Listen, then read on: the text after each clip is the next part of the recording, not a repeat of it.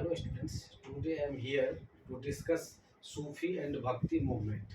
In this topic, first I will discuss Sufi movement, after that Bhakti movement. The term Sufi has several meanings according to the different historians.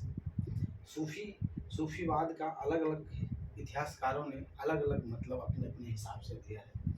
पहला एक सूफ दिया है। सूफ means ऊन, यानी कि जो संत अपने गले में ऊनी कपड़ों को खुरदरे ऊनी वस्त्र को धारण करते थे तो उनको सूफ बोला। एक इसका मीनिंग सफ़ा भी होता है।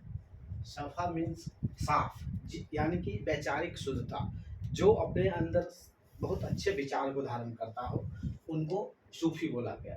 फिर एक और इतिहासकारों ने बोला कि मदीना में जो पैगंबर मोहम्मद साहब हैं उन्होंने उनके मस्जिद के सामने एक सफ़ा नामक पहाड़ी है, उसकी उनके ऊपर जो बैठ के अनुयायियों ने उपासना किया वो आगे जाके जो संत कहलाए वही सूफी संत कहलाए।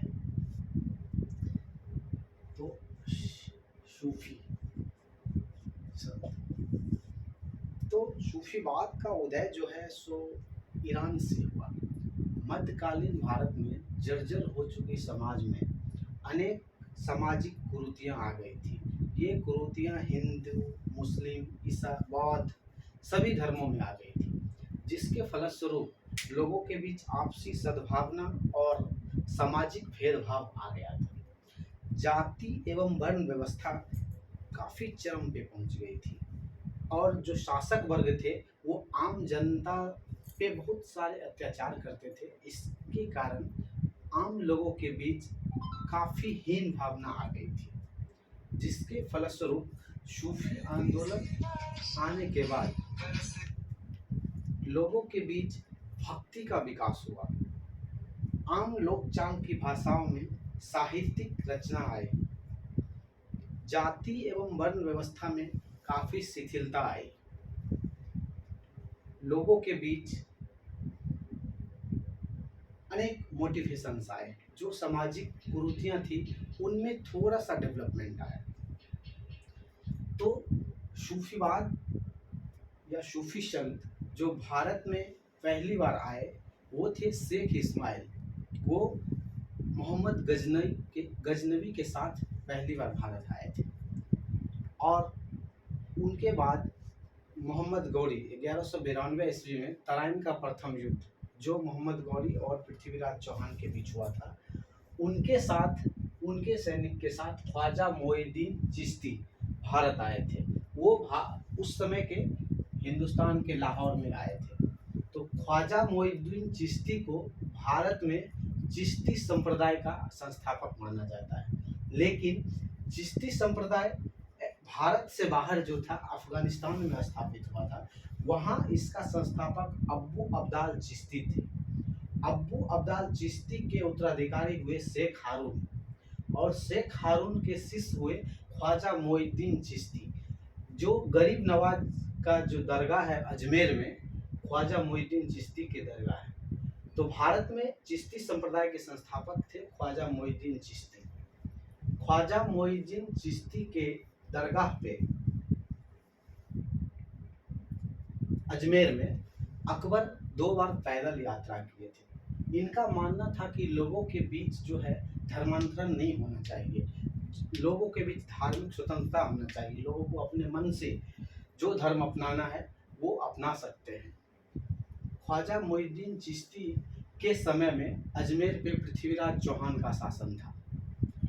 ख्वाजा मोइनुद्दीन चिश्ती के शिष्य हुए बख्तियार काकी या कुतुबुद्दीन बख्तियार काकी। ये इल्तुतमिश के समय थे। इनको उपाधियां बहुत सारी दी गई, उन्हीं में से एक था सिराज उल औलिया। बाबा बख्तियार काकी को ही समर्पित है दिल्ली का कुतुब मीनार, जिसको कुतुब इल्तुतमिश ने बाद में पूरा करवाया था। बाबा बख्तियार काकी के शिष्य थे बाबा फरीद, या इनको बाबा फरीउद्दीन गंज शकर के नाम से भी जाना जाता है। बाबा फरीद जो थे वो बलवन का दामाद थे और इन्होंने इनके कुछ संकलन को गुरु ग्रंथ साहिब में शामिल किया गया है। सिखों का जो ग्रंथ है गुरु ग्रंथ साहिब, बाबा फरीद के कुछ धाराओं को उसमें लिया गया है। और बाबा फरीद के शिष्य हुए शेख निजामुद्दीन औलिया। शेख निजामुद्दीन औलिया का जन्म यूपी के बदायूं में हुआ था, और दिल्ली में जो फेमस निजामुद्दीन का मजार है इन्हीं शेख निजामुद्दीन औलिया का है। इनके जो उत्तराधिकारी हुए वो शेख नसीरुद्दीन चिराग देहलवी थे, लेकिन इनके शिष्य और भी थे, जैसे कि अमीर खुसरो, सिराजुद्दीन उस्मानी, बुरहानुद्दीन गरीब और शेख नसीरुद्दीन चिराग देहलवी। इन्होंने चिराग देहलवी साहब ने फिरोज शाह तुगलक को गद्दी प्राप्त करने में काफ़ी मदद किया था। इन्हें जो उपाधि दी गई थी एक महबूब इलाही की उपाधि दी गई थी, और निजामुद्दीन औलिया साहब को सुल्तान उल औलिया का भी उपाधि दी गई थी। ये जो औलिया शब्द है इनका मतलब होता है कि ईश्वर के करीब, अल्लाह के करीब औलिया। तो ये जो था हमारा संप्रदाय, चिश्ती संप्रदाय था।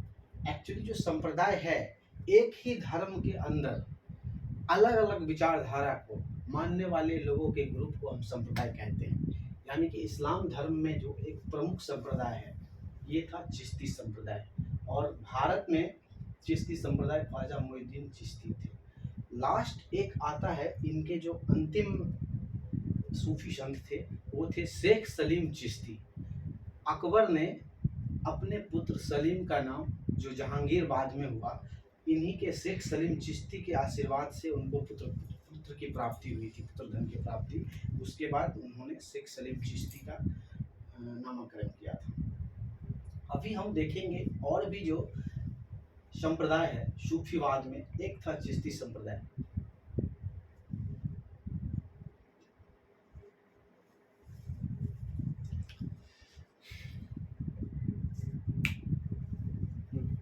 तो शेख निजामुद्दीन औलिया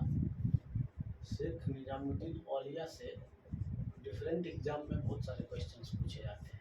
इंपॉर्टेंट पॉइंट शेख निजामुद्दीन औलिया से है कि इन्होंने 7 सुल्तान का शासनकाल देखा था।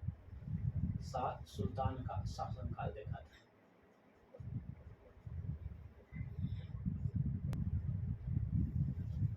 शेख निजामुद्दीन औलिया काफ़ी फेमस थे। इन्होंने 7 सुल्तानों का शासनकाल देखा था। गयासुद्दीन तुगलक से इनका बहुत मतभेद था। गयासुद्दीन तुगलक से कटु संबंध थे।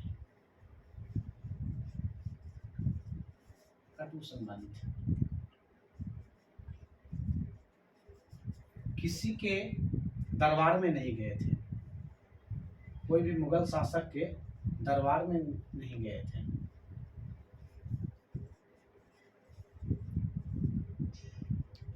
योग एवं प्राणायाम इन्होंने स्टार्ट किया था।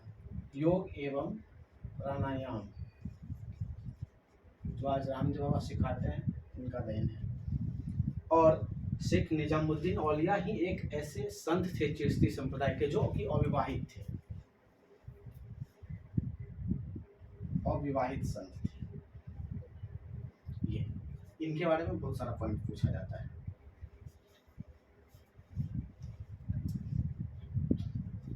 अब जो संप्रदाय था सूफी का 4 संप्रदाय, उसमें चिश्ती संप्रदाय हमने देखा है। चिश्ती संप्रदाय में ये शेख निजामुद्दीन औलिया थे। अब उनके बाद दूसरा एक संप्रदाय आता है सोहरावर्ती संप्रदाय। सोहरावर्ती संप्रदाय के जो संस्थापक थे शिहाबुद्दीन सोहरावर्ती। जैसा कि नाम से ही या तो संप्रदाय किसी व्यक्ति के नाम के टाइटल पे होता था या जगह के हिसाब से होता था। तो जो चिश्ती है ये अफगानिस्तान में एक चिश्ती पैलेस है उसके नाम से हुआ था, और सोहरावर्ती शिहाबुद्दीन सोहरावर्ती के टाइटल से था सोहरावर्ती। बीपीएससी में ये क्वेश्चन एक बार डायरेक्ट पूछा था कि सोहरावर्ती संप्रदाय के फाउंडर भारत में कौन थे, तो बहाउद्दीन जाकारिया 64 या 63 में अप्रॉक्स बीपीएससी में ये क्वेश्चन डायरेक्ट था। और एक और संप्रदाय है फिरदौसी संप्रदाय, तो उसके संस्थापक थे शेख बदरुद्दीन। ये एक सोहरावर्ती संप्रदाय का ही एक शाखा है। इसका कार्य क्षेत्र मूलतः बिहार में था। और इसके एक प्रसिद्ध संत थे सरफुद्दीन मनेरी। जो पटना के पास जो मनेर है, जहाँ पे सोन में रिवर गंगा में मिलती है, इन्हीं के नाम पे वो जगह पटना में मनेर है, मनेर ब्लॉक है। और एक संप्रदाय है कादरी संप्रदाय। कादरी संप्रदाय के संस्थापक थे अब्दुल कादिर जिलानी, नाम से ही कादरी है। अब्दुल कादिर जिलानी, ये जो संप्रदाय थे ये गाने बजाने के घोर विरोधी थे। ये लोग क्या करते थे कि हरे रंग का सर पे पाग बांधते थे और उसमें गुलाब का फूल टांगते थे। शाहजहां का जो पुत्र था दारा शिकोह, ये कादरी संप्रदाय के मानने वालों में से थे। और लोदी वंश में एक जो सिकंदर लोदी थे, वो भी कादरी संप्रदाय को मानने वाले थे। कादरी संप्रदाय बाद में जाके दो उपखंड में बट गया। एक हो गया रजाकी और दूसरा वहाबी। अब्दुल रज्जाक इसके थे फाउंडर। पाकिस्तान का एक एक्स क्रिकेटर भी था अब्दुल रज्जाक। ये रज्जाकी और एक वहाब थे। और एक सिलसिला जो इनका पांचवा है नक्शबंदी। नक्शबंदी के फेमस एक संत थे शेख अहमद सरहिंदी। जहांगीर इनके शिष्य थे। शेख अहमद सरहिंदी के शिष्य थे जहांगीर, अकबर का बेटा जहांगीर। ये नक्शबंदी को मानने वाले थे। इस्लाम में सबसे कट्टरपंथी ये नक्शबंदी समुदाय के लोग होते हैं। तो आज हमने देखा कि सूफीवाद के तहत जो संप्रदाय थे, इस्लाम के अंदर जो सूफीवाद आया, यानी कि इस्लाम में जो कुरीतियाँ थी, धार्मिक आडंबर थे, उसको ना मानने वाले में सूफी आंदोलन के तहत जो संत हुए वो सूफीवाद के प्रवर्तक थे। उसमें अनेक संप्रदाय थे, चिश्ती संप्रदाय, सोहरावर्दी, फिरदौसी, कादरी, नक्शबंदी, ये सारे संप्रदाय थे। अब हम सूफीवाद के बारे में एक दो पॉइंट और देखेंगे।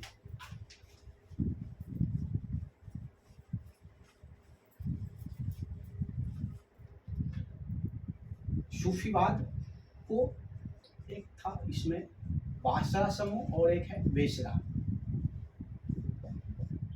ये वासरा क्या है? जो इस्लामिक कानूनों को मानते थे वो थे वासरा, और जो इस्लामिक कानूनों को नहीं मानते थे वो घुमक्कड़ संत होते थे, वो थे बेसरा। इस्लामिक कानून को मानने वाले लोग,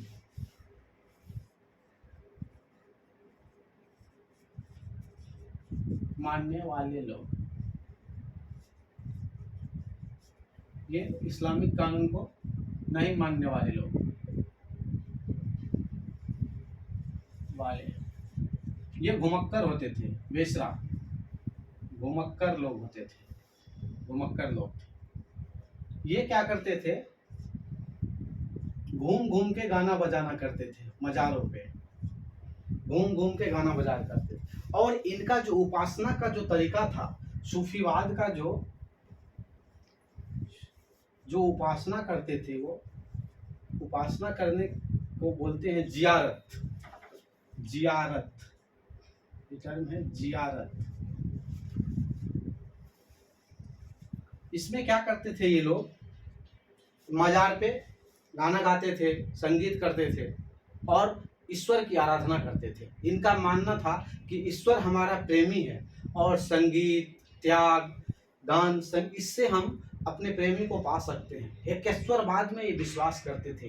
इनका मानना था सूफीवाद वालों का कि ईश्वर एक है और उसी ईश्वर में ही ब्रह्मा ही ईश्वर है और उसी में हमको सबको मिल जाना है। एकेश्वरवाद को मानते थे। एकेश्वरवाद। और इसमें जो समूह थे इस्लामिक कानून को मानने वाले वो बासरा थे, और जो इस्लामिक कानून को नहीं मानते थे ये घुमक्कड़ लोग थे, वो बेसरा संत कहलाए। सूफीवाद में ये लोग जो थे वो इस्लामिक कुरान को मानते थे और इस्लामिक धर्म को मानते थे।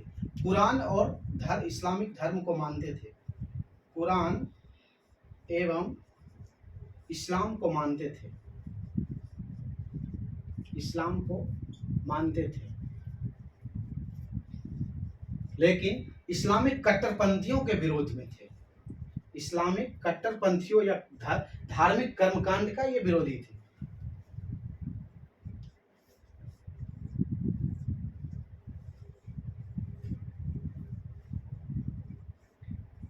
कट्टरपंथियों का विरोधक, धार्मिक आडंबर का विरोधक, आडंबर का विरोधक, यानी कि जो सूफी संत हुए वो इस्लाम एवं कुरान को मानते थे, लेकिन इस्लामिक कट्टरपंथी और उसमें जो कुरीतियां थी उसके विरोधक थे। तो ये हमारा जो सूफीवाद था उसको हमने देखा है। अगले वीडियो में हम देखेंगे कि जो सूफीवाद है ये मुस्लिम धार्मिक आंदोलन है, मुस्लिम धार्मिक आंदोलन है।